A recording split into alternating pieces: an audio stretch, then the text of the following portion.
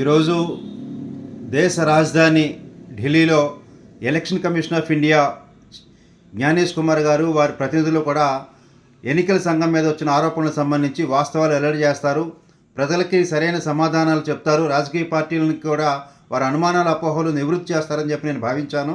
కానీ వాళ్ళు మాట్లాడిన దాంట్లో ఏ ఒక్కటి కూడా సరైన సమాధానం చెప్పకుండా ప్రతి సమాధానం కూడా వాళ్ళు దాటయాత్ర వైఖరి అవలంబించడం చాలా దురదృష్టకర పరిణామం అని చెప్పి నేను భావిస్తూ ఉన్నాను.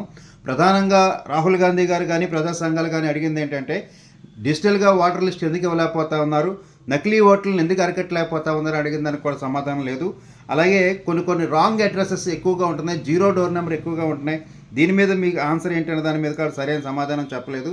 అలాగే ఒకే డోర్ నెంబర్ మీద 200, 300, 400 మంది ఓట్లను యాడ్ చేస్తున్నారు, చేర్పుతున్నారు, ఎందుకు ఇలా చేస్తున్నారని అడిగారు. అలాగే చిన్న ఫోటోలు ఉంటున్నాయి ఓటర్ లిస్టులో, అవి కనపడకుండా ఉంటున్నాయి, అట్లా ఎందుకు వస్తుంది? ఫామ్ 6 కూడా దుర్వినియోగం అవుతుందని కూడా అడిగారు. దానికే ఆన్సర్ లేదు.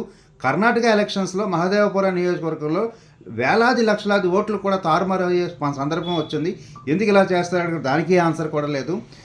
సాయంత్రం 6 తర్వాత 12.5% ఓటింగ్ పెరుగుతూ ఉంది. రాత్రి 10, 11 కూడా ఓటింగ్ జరిగినట్టు చెప్తా ఉన్నారు. మాకు దాని మీద సీసీ ఫుటేజ్ కానీ వీడియో కానీ కెమెరాలకు సంబంధించి వివరాలు ఇవ్వాలంటే అవి కూడా ఇవ్వట్లేదు.